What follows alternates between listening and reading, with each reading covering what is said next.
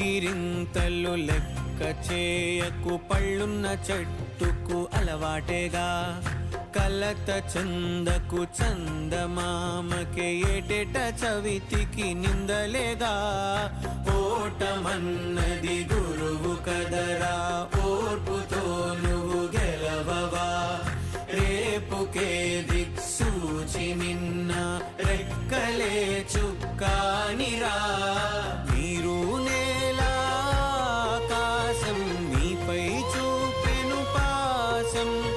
దారే తప్పిన పాదాలు గాడిన పడితే సంతోషం. తరతరాల చెమట చుక్కలు లాల పోసెను భూమికే. బాధ్యతగా కొనసాగిన